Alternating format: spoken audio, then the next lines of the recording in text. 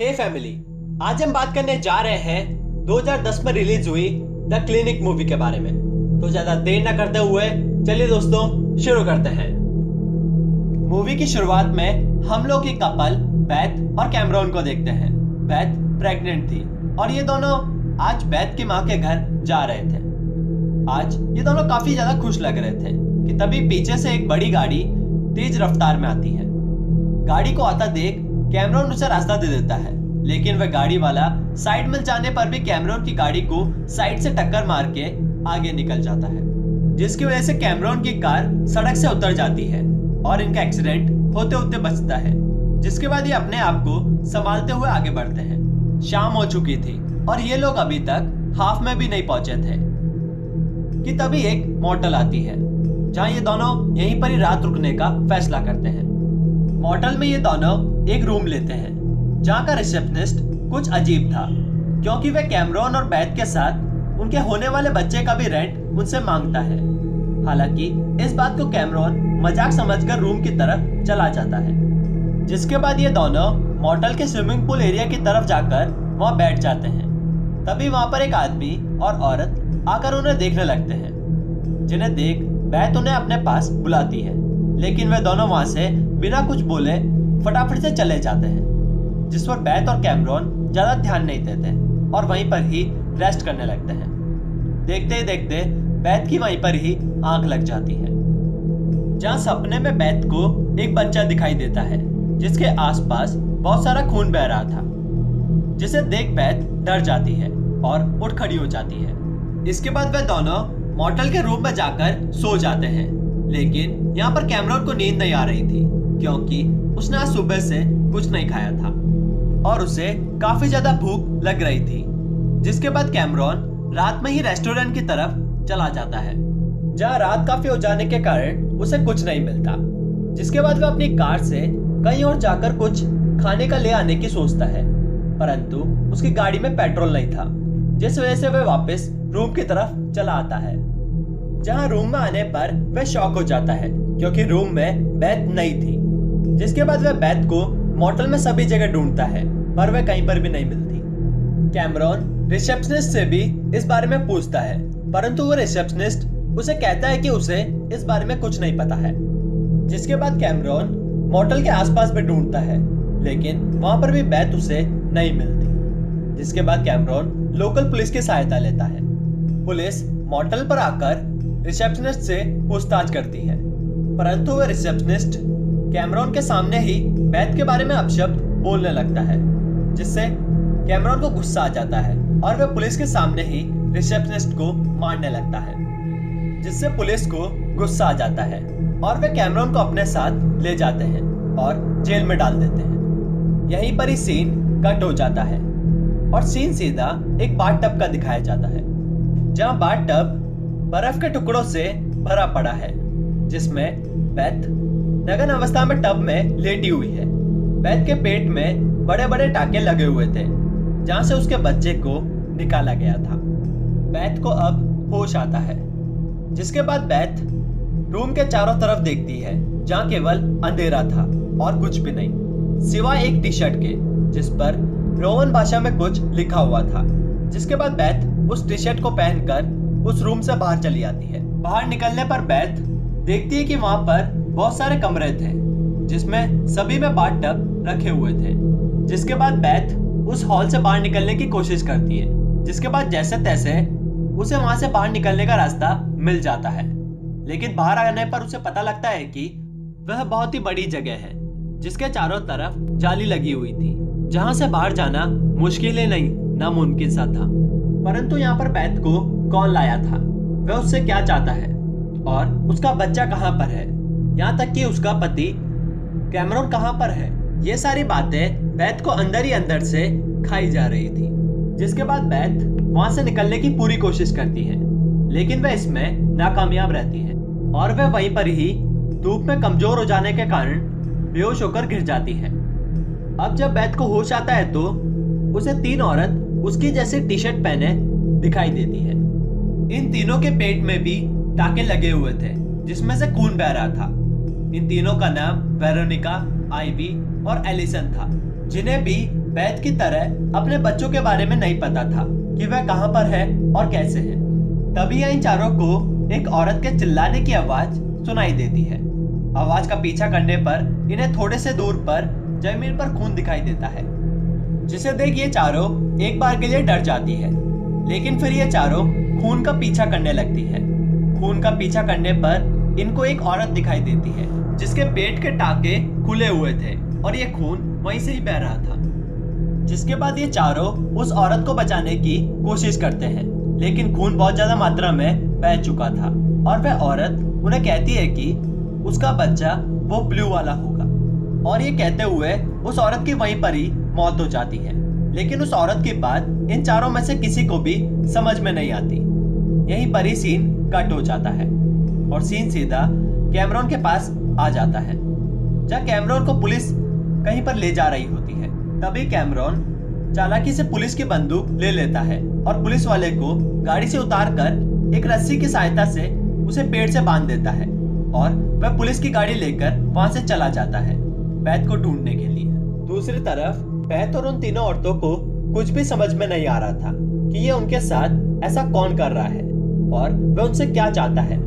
जिसके बाद वह चारों ये निर्णय लेते हैं कि वे अपने बच्चों को ढूंढकर यहाँ से बाहर जाकर ही रहेंगे, चाहे कुछ भी हो जाए। और वह चारों फिर से उस हॉल की तरफ चली जाती है, जहाँ ये चारों दो दो में डिवाइड हो जाती है। आइवी के साथ एलिसन और इधर बैथ के साथ वेरोनिका। यहाँ हम देखते हैं कि इनके सारी हरकतों को कोई कैमरे में देख रहा होता है, जहाँ आइवी और एलिसन अपने बच्चों को ढूंढते ढूंढते एक कमरे में पहुंच जाते हैं, जहाँ उन्हें एक कैमरा मिलता है। जिसके बाद एलिसन उस कैमरे को अपने गले में डालकर आगे बढ़ती है। दूसरी तरफ बैथ और वेरोनिका एक ऐसे कमरे में पहुंच जाते हैं जहां उन्हें कुछ तस्वीरें मिलती है, लेकिन उन तस्वीरों में कौन था ये उनमें से कोई नहीं जानता था। इधर आइवी को कुछ खाने का सामान मिलता है, जिसे खाने की वजह से वह एलिसन से अलग हो जाती है और एलिसन चलती चलती एक ऐसे रूम में पहुंच जाती है जहां फर्श पर खूब सारे कीड़े मकोड़े थे, जिसकी वजह से एलिसन गिर जाती है। तभी वहां पर एक औरत जिसने उन्हीं की तरह कपड़े पहने हुए थे अपने हाथ में एक चाकू लेकर वहां आ जाती है, जो कि बहुत ज्यादा डरावनी दिखाई दे रही थी। जिसे देखकर एलिसन बहुत ज्यादा डर जाती है और चिल्लाने लगती है। चिल्लाने की आवाज सुनकर बाकी तीनों औरतें उसकी तरफ दौड़ती हुई आती है, जहां वह देखती है कि एलिसन की मौत हो चुकी है और हत्यारे ने उसका पेट बहुत बुरी तरीके से काट दिया है, जिसकी वजह से सारा खून बह चुका है। तभी उन्हें एलिसन के पेट से एक हरे रंग का टैग मिलता है, जिसे देखकर ऐसा लग रहा था जैसे किसी ने जानबूझकर एलिसन के पेट में ये टैग डाला था। किसी को भी समझ में नहीं आ रहा था कि ये काम किसने किया है और क्यों। तभी उन्हें एलिसन ने अपने गले में डाले हुए कैमरे में से एक औरत की तस्वीर मिलती है, जिसने उन्हीं की तरह कपड़े पहने हुए थे। यहीं पर ही सीन कट हो जाता है और दूसरी तरफ कैमरॉन मोटल में आकर रिसेप्शनिस्ट को बंदूक की नोक पर पूछता है कि बैथ कहां पर है, जिस पर वह रिसेप्शनिस्ट कैमरॉन को उस जगह का पता दे देता है जहां बैथ को रखा गया है। लेकिन वहां पर पहुंचने से पहले ही रास्ते में एक कांटेदार नुकीले चीज में फंसने से उसकी कार का एक्सीडेंट हो जाता है और उसकी वहीं पर ही मौत हो जाती है। और दूसरी तरफ हम देखते हैं कि वह औरतें फाइनली उस जगह पर पहुंच जाती है जहां पर उनके बच्चों को रखा गया था। लेकिन यहाँ पर पहुंचने पर वह देखती है कि वहां पर सभी बच्चे केज में बंद हैं। सभी बच्चों पर अलग अलग कलर के टैग लगे हुए थे। एलिसन के पेट से जो टैग मिला था, ऐसा ही एक टैग एक बच्चे पर लगा हुआ था, जिसका मतलब ये साफ था कि यह एलिसन का ही बच्चा था। और ऐसे ही टैग उन सभी औरतों के पेट में डाले गए थे ताकि ये पता चल सके कि कौन किसका बच्चा है। लेकिन वे केज इतने ज्यादा मजबूत थे कि उन्हें तोड़ा जाना मुश्किल ही नहीं, नामुमकिन सा था। साथ ही कौन किसका बच्चा है ये तभी पता चल सकता था जब उन तीनों औरतों के पेट के टाकों को काटा जाएगा। जिसके बाद वे तीनों पुलिस को लाने के लिए उस जगह से बाहर निकलने की कोशिश करते हैं, परंतु वहां मौजूद कुछ कुत्ते उनके पीछे पड़ जाते हैं, जिनसे बचने के लिए वे तीनों जानवरों के बाड़े में जाकर छुप जाते हैं, जहां शाम हो जाने तक वे वहीं पर ही छिपे रहते हैं। बहुत ज्यादा थकान हो जाने के कारण बैथ की आंख लग जाती है, जहां सपने में उसे वही बच्चा दिखाई देता है। जिसके चारों तरफ खून बह रहा था, जिसे देखकर बेथ फिर से डर जाती है और उठ खड़ी हो जाती है।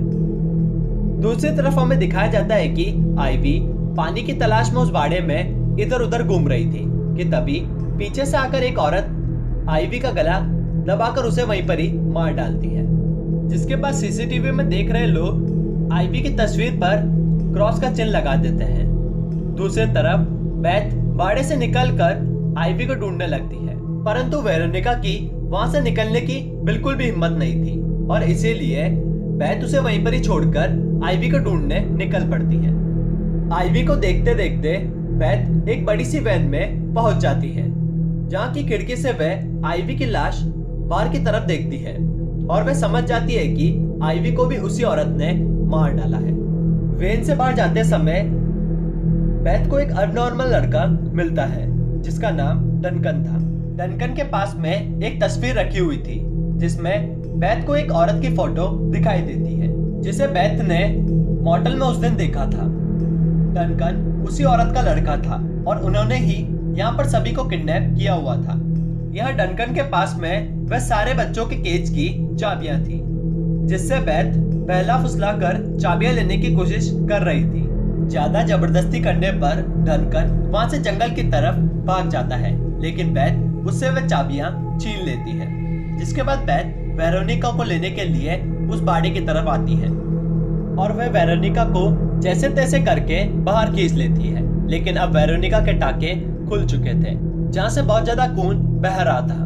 वेरोनिका पेशे से एक डॉक्टर भी थी और उसे टाके लगाना आता था। जिसके बाद वेरोनिका जैसे तैसे करके अपने पेट के टाके लगाने के लिए उसके साथ हॉल तक आती है, लेकिन दूसरी तरफ वह औरत भी उनके पीछे आ रही होती है जिसने आइवी और एलिसन को मारा था। बेथ और वेरोनिका एक रूम में आते हैं जहां कांच की सहायता से वेरोनिका अपने आप को टाके लगाने की कोशिश करती है। तभी कोई कमरे की लाइट बंद कर देता है जिसे बेथ जलाने के लिए जाती है। तभी पीछे से वह औरत वेरोनिका पर हमला कर देती है और उसे मार डालती है। जिसके बाद वह औरत वेरोनिका के पेट से उस टैग को निकालने की कोशिश करती है।